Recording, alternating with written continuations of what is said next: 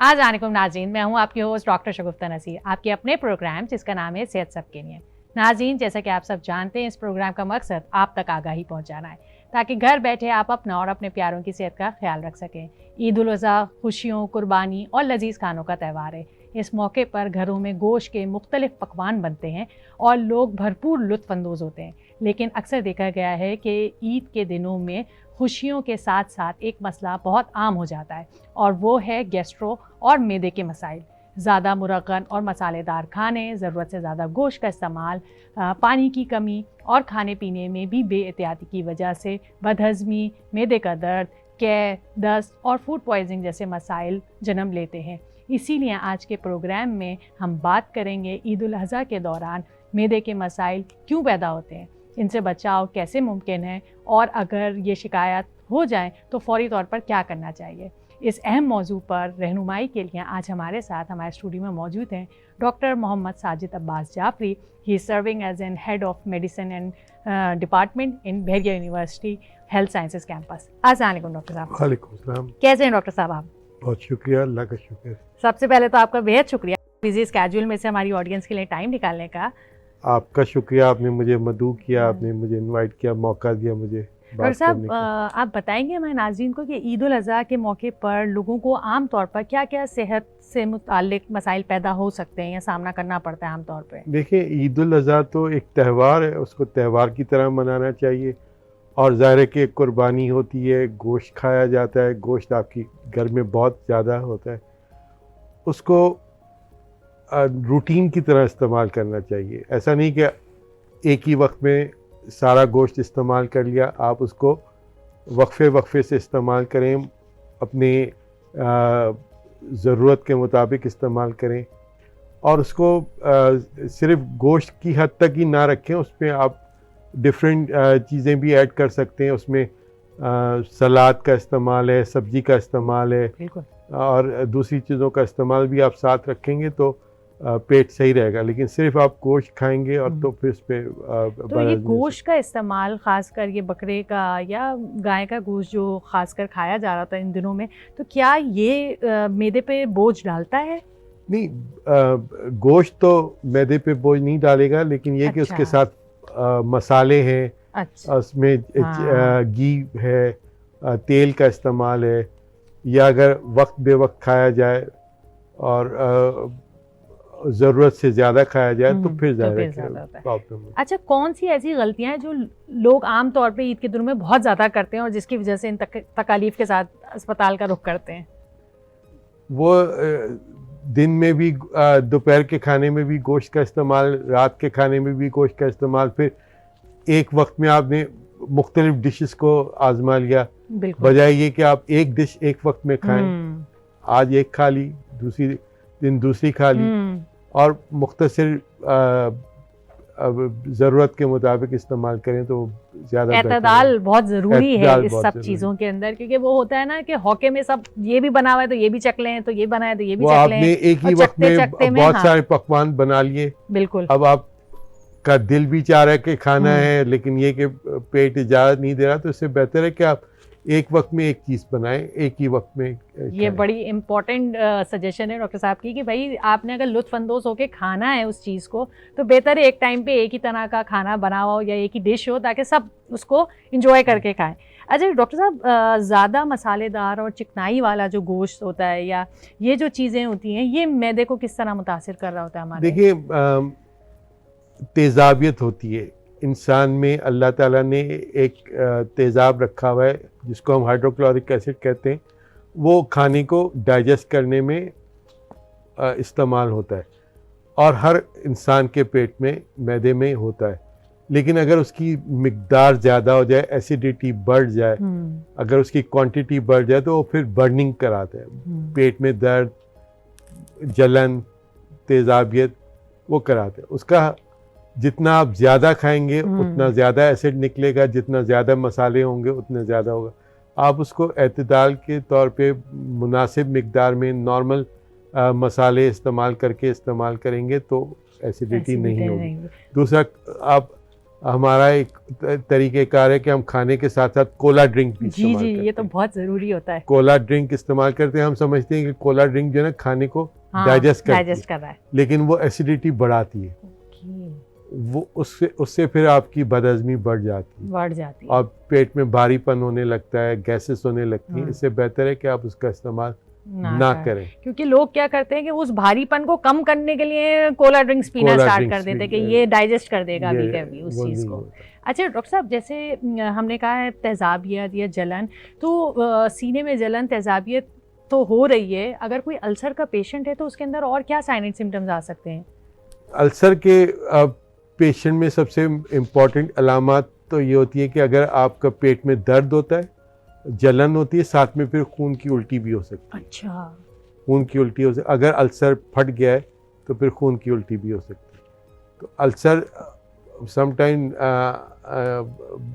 Bleeding भी कराता है, समटाइम ब्लीडिंग नहीं कराता है, लेकिन ये कि अगर अल्सर फट जाता है तो फिर ब्लीडिंग हो सकती है। तो जो पेशेंट्स अल्सर के होते हैं तो क्या वो गोश्त नहीं खा सकते हैं? बिल्कुल खा सकते हैं, बिल्कुल खा सकते हैं, लेकिन ये कि मसाला नहीं हो, अच्छा, बगैर मसाले के खाएं। अच्छा, हरी मिर्च में या काली मिर्च में खाएं, लाल मिर्च का अवॉइड अवॉइड करें। करें। अच्छा, म्याना रवि से खा सकते हैं, लेकिन बिल्कुल खा सकते हैं। म्याना रवि के साथ। अल्सर के मरीज गोश्त खाने में मना नहीं है, लेकिन एहतियात के तौर पे हाँ, जब ब्लीडिंग हो रही है, जब दर्द हो रहा है तो खाने में एहतियात करें। अगर आप 1-2 दिन के लिए, 3 दिन के लिए अगर ना खाएं खाना तो बेहतर होगा। एहतियात करेंगे ताकि अल्सर हील हो जाए, ठीक। उसके बाद फिर खा सकते हैं। अच्छा डॉक्टर साहब, जो गोश्त होता है, इतना गोश्त होता है, उसको अगर सही से स्टोर ना किया जाए तो उसकी वजह से फूड पॉइजनिंग वगैरह भी पेशेंट्स में उसका रिपोर्ट प्रॉपर तरीका यही होता है जी। कि आप गोश्त को छोटे छोटे पैकेट्स में स्टोर करें, ठीक, ताकि जब आपको इस्तेमाल हाँ। करना हो अपनी ज़रूरत के मुताबिक, मुताबिक मिसाल के आपने तौर पे करना आपको 1 पाव गोश्त खाना है तो आप 1 पाव के पैकेट्स हाँ। बनाएं, अगर आधा किलो का खाना है तो आधा किलो पैकेट बनाएं। आप उसको छोटे छोटे पैकेट्स में रखें और जब वो पैकेट निकालना हो फ्रीज़र से निकाला, बिल्कुल। उसको वरना आमतौर पे क्या होता है, लोग बार बार डिफ्रॉस्ट कर रहे होते हैं, निकाला नहीं, बड़ा फ्रीज से पीस, निकाला, हाँ, फिर फिर बाद में वापस रखा। रख दिया, तो उसके अंदर बैक्टीरिया या जरासीम पैदा बिल्कुल होने का बिल्कुल, खतरा इसमें ज़्यादा होता इन्फेक्शन है। के चांसेस बढ़ जाते हैं। आप जो निकालें गोश्त उसको इस्तेमाल कर लें, जो नहीं इस्तेमाल करना उसको फ्रीजर में ही रखें। उसको ना निकालें, बार बार डिफ्रॉस्ट ना करें। अच्छा क्योंकि डॉक्टर, गर्मी के मौसम में हाँ, उसमें फिर गोश्त खराब होने के खराब होने चांसेस के होता है। अच्छा, अक्सर लोग जो ईद के दिनों में जो बदहजमी या गैस या ये शिकायत होती है, तो ऐसी क्या अलामात देखें कि फ़ौरन अस्पताल का रुख करें?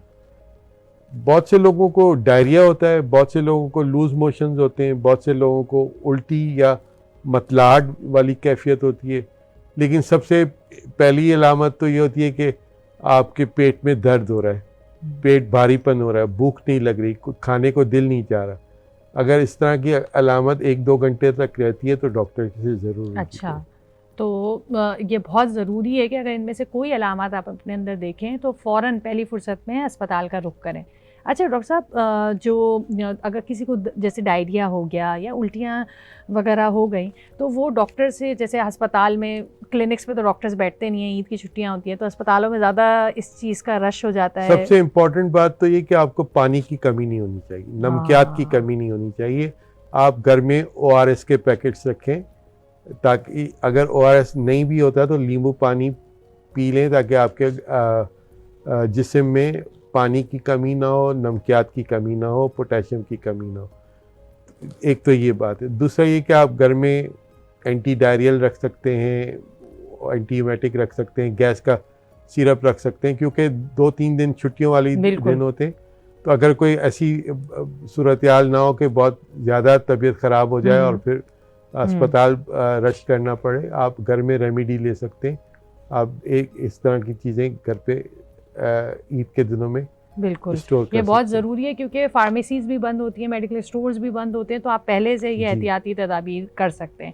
अच्छा डॉक्टर साहब, क्या बच्चे और जो बड़ी एज के बुज़ुर्ग अफराद होते हैं वो इस मौसम में ज़्यादा मुतासिर होते हैं? और ये जो एक तो गर्मी भी है, ऊपर से गोश्त का बेतहाशा इस्तेमाल घरों में। देखिए, अक्सर करके बच्चे जल्दी बीमार हो जाते हैं, या बूढ़े लोग जो है ना, उनको हार्ट का प्रॉब्लम होता है, यूरिक एसिड का प्रॉब्लम होता है, जोड़ों की बीमारी का प्रॉब्लम होता है। तो उन लोगों को ज़रा एहतियात के साथ खाएं ज़रूर, एक दो बोटी ले लें, लेकिन दही का इस्तेमाल ज़रूर रखें अपने साथ, सलाद का इस्तेमाल ज़रूर रखें अपने साथ, तो उससे फिर ये कि वो चीज़ें बैलेंस हो जाती हैं। ये बहुत ज़रूरी है कि सलाद और पानी का, क्योंकि हमारे यहाँ इन दिनों में बस कोला ड्रिंक्स और गोश्त मैं देखता हूँ कि ईद के दिनों में लोग अपने जो ट्रॉली होती है सुपर स्टोर पे, तो वो कोल्ड ड्रिंक से भरी हुई होती है। अच्छा डॉक्टर साहब, पानी की कमी और गर्मी में, जैसे गर्मी भी है, गोश्त ख़राब होने के वो भी हैं, खुराक ख़राब होने के भी है, और साथ में पानी की कमी, तो ये गैस्ट्रो के केसेस को कितना बढ़ा देता है, कितना फीसद तक ये प्ले करता है अपना? गैस्ट्रो किसी को कभी भी हो सकता है। अच्छा। इसके लिए ये ज़रूरी नहीं है कि बकरीद पे ही गैस्ट्रो होगा, गर्मी के मौसम में ही होगा, किसी को किसी वक्त भी हो सकता है। इंडाइजेशन हर किसी के साथ होते हैं, बैक्टीरियल इन्फेक्शन हर किसी के साथ हो सकता है, लेकिन उसमें अगेन यही कहेंगे कि आप खाना खाएं, बिल्कुल खाएं, एंजॉय करें, बकरीद को गोश्त भी खाएं, मज़े मज़े के पकवान बनाएं, लेकिन उसको एतदाल के साथ खाएं। आप अपनी ज़रूरत के मुताबिक, ये नहीं कि आज सब कुछ खा लिया, बिरयानी खानी है तो प्लेटें भर भर के खा रहे हैं, ऐसा नहीं होना चाहिए। अगर आपको खाना है तो थोड़ा सा खाएं, बिल्कुल खाएं। अच्छा डॉक्टर साहब, यहाँ हमारे नाज़रीन को ना थोड़ा सा एम्फेसाइज करने टाइमिंग्स का, कि सोने से कितना देर पहले आपने गोश्त खा लेना है, क्योंकि क्या होता है वो देर तक खाने खाते हैं, फिर सो जाते हैं, और उसके बाद बदहजमी, लेट नाइट डिनर्स नहीं करने चाहिए। हाँ, लेट नाइट डिनर्स नहीं करने चाहिए। आप अगर खाना खाएं तो उसको सोने में 1-2 घंटे ज़रूर दें। गोश्त के इस्तेमाल के बाद, यानी 2 घंटे का वक्फा हो सोने में ज़रूर, क्योंकि क्या होता है कि वो दावतें देर तक चलती हैं, लोगों ने खाया पिया और जाके सो गए, और उसको हजम होने का मौका ही नहीं मिला, या पेट में डाइजेस्ट ही नहीं हुआ। फिर ये भी होता है कि एक दिन में सुबह एक दावत है, रात को दूसरी दावत है, तो उसमें भी थोड़ा सा बैलेंस रखें। अपने मेन्यू में थोड़ा सा बैलेंस भी लाएं कि भाई साथ में अगर सुबह सब्जी खा रहे हैं तो रात को जब गोश्त खा रहे हैं, रात को सब्जी खा रहे हैं तो। हाँ। अच्छा डॉक्टर साहब, क्या ये ज़ियाबतीज़ के पेशेंट, डायबिटिक पेशेंट, या ये जो हार्ट के पेशेंट्स होते हैं, क्या ये भी फरावानी से गोश्त खा सकते हैं? डायबिटीज़ के मरीजों को गोश्त की मना नहीं है। अच्छा। ना डायबिटीज़ के मरीजों को गोश्त की मना है, ना हार्ट के मरीजों को गोश्त की मना है। हाँ, डायबिटीज़ के मरीजों के साथ साथ कोलेस्ट्रॉल का मसला होता है, या हार्ट के मरीजों के साथ कोलेस्ट्रॉल का मसला होता है। जितना आप गोश्त खाएंगे, जितने आप मुरगन ग़िज़ा खाएंगे, तो उससे कोलेस्ट्रॉल का बढ़ने का अंदेशा होता है। उसके लिए फिर यही कि आप डायबिटीज़ वाले गोश्त खा सकते हैं, दिल के मरीज़ भी गोश्त खा सकते हैं, मना नहीं है। अगर जिनको यूरिक एसिड का प्रॉब्लम है या जिनको गुर्दों का प्रॉब्लम है, उनको एहतियात करनी चाहिए, उनको कम मिकदार में खा सकते हैं, लेकिन कम मिकदार में, म्याने रबी से। अच्छा, क्या खाने के बाद वॉक करना ज़रूरी है? खाने से पहले वॉक करनी चाहिए। 10 से 15 मिनट पहले वॉक करनी चाहिए। खाने के फ़ौरन बाद आपके दिल पे असर पड़ेगा। अच्छा, ये बड़ा इम्पोर्टेंट है। आप जो लोग कहते हैं खाना खाने के बाद चहलकदमी करेंगे, वो नहीं।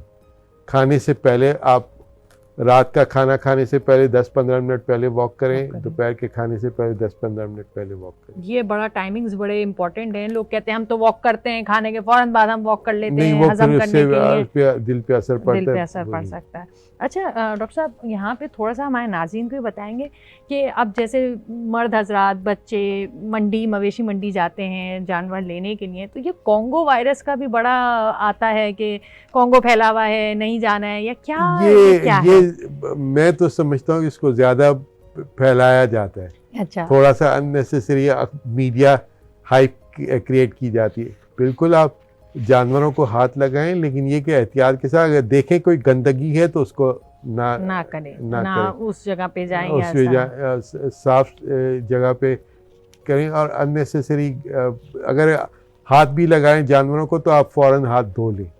अब उधर तो डॉक्टर साहब कोई धोने की जगह ही नहीं है हाथ धोने की, वो घूम रहे पूरी मंडी में। अब क्या करें इस चीज़ के लिए? ये, या फिर ग्लव्स का इस्तेमाल। अगर आप देख रहे हैं कि कॉन्गो का है अंदेशा, तो फिर ग्लव्स पहन के प्लास्टिक के ग्लव्स अपने साथ रख लें। अच्छा, और ये जो हजरात वहाँ जाते हैं, तो मट्टी और इस तरह का गर्द आलूद होता है, और उसके बाद जब वो आते हैं तो चेस्ट में मतलब खांसी नज़ला या ऐसे इस तरह? ऐसे लोग जो दमे के मरीज हैं, हाँ, उनके लिए क्या उनके कहेंगे? उनको नहीं जाना चाहिए, मंडी में नहीं जाना अच्छा। चाहिए। उनको फिर सीने की अमराज बढ़ सकते हैं। वो लोग जो दमे के मरीज हैं या सांस की बीमारियों की प्रॉब्लम होती है, तो उनको वहाँ नहीं जाना चाहिए। और बाकी ये कि जो लोग गए हैं, मंडी पे गए हैं और पूरा दिन मंडी में गुजार के आए, तो घर आके फ़ौरन नहा लें, अपने आप को साफ कपड़े पहन लें, नहा लें, वो बेहतर अच्छा है। डॉक्टर साहब, क्या ये कॉन्गो वायरस जो है ये गोश्त जैसे कटता है और जानवर का खून भी बहता है और गोश्त को हैंडल भी किया जा रहा होता है, यानी तो क्या ये उससे भी फैल सकता नहीं, है? वो कॉन्गो वायरस उस वजह से होता है कि अगर आप खून पड़ा रहे काफ़ी अरसे देर तक, या ये कि गोश्त पड़ा रहे, उसमें फिर ये कॉन्गो वायरस होने का अंदेशा है। लेकिन अगर आपने जैसे कुर्बानी की है, फ़ौरन सफाई कर ली, खून जो बहा उसको साफ कर लिया, पानी से बहा दिया, तो फिर उसमें अंदेशा नहीं होता। अच्छा, और डॉक्टर साहब एक हमारे जो नाज़रीन देख रहे हैं उनको ये नसीहत भी आप थोड़ी सी कर दें कि जो कुर्बानी हो जाती है और उसके बाद जो उसका खून है और वो सारी चीज़ें हैं, अगर उसको सही से साफ़ ना किया जाए तो उससे क्या क्या अंदेशा हो सकता है, किस किस बीमारी का अंदेशा हो सकता है? सबसे पहले तो ज़ाहिर है कि गंदगी है, गंदगी से बहुत सारे जरासीम आ सकते हैं, मच्छर भी होते हैं, और कॉन्गो वायरस जैसे आपने जिक्र किया, और बहुत सारे जरासीम ग्रो कर सकते हैं। उसका तरीक़ेकार ये है कि जो भी जिस घर में भी देखें, घर भी आपका है, मोहल्ला भी आपका है, शहर भी आपका है। शहर को साफ़ करना भी आपका काम है, मोहल्ले को साफ़ करना रखना भी आपका काम है, घर को साफ़ रखना भी आपका काम है। तो आप जितना अच्छे तरीके से अपने घर को साफ़ रखेंगे, मोहल्ले को साफ़ रखेंगे, बीमारियां कम फैलेंगी। तो आप अब जो भी कुर्बानी करते हैं, मैंने कई इलाकों में देखा है कि बिल्डिंगों में जानवर कट रहे होते हैं और नीचे जो है ना गंदगी पड़ी होती है। लेकिन वो बिल्डिंग वालों को भी चाहिए या दूसरी जगह वालों को भी चाहिए कि अपनी इलाके को साफ रखें। आप 2-4 पैसे ज़्यादा दे दें किसी को, ताकि वो जगह और फिर वो उसी गंदगी में वो गोश्त भी बन रहा है, वो गोश्त भी इन्फेक्टेड हो रहा है, और फिर वो लोग कंज्यूम करेंगे उस चीज़ को। जो है ना, जितनी साफ जगह होगी ना, वो ज़्यादा बेहतर है। अच्छा डॉक्टर साहब, आप हमारे नाज़रीन को आखिर में क्या पैगाम देना चाहेंगे ईद से रिलेटेड?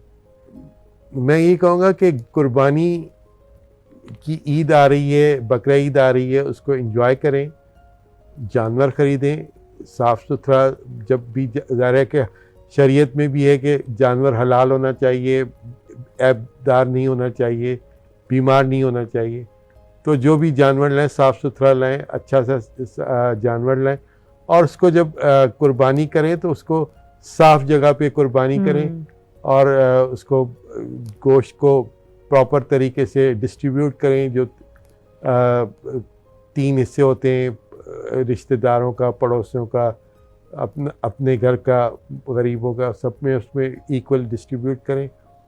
और ये कि उसकी प्रॉपर स्टोर करें फ्रिज में। ये नहीं कि एक ही जगह काफ़ी देर तक पड़ा रहे। उसको आप पैकेट्स में स्टोर करें, और जो पैकेट यूज़ करना हो उसको निकालें और उसको इस्तेमाल करें, और प्रॉपर तरीके से चीज़ों को। अच्छा डॉक्टर साहब, एक चीज़ और पूछनी थी, लोगों को ये पूछना होता है कि क्या गोश्त को धो के स्टोर करना है या बगैर धोए रखना है?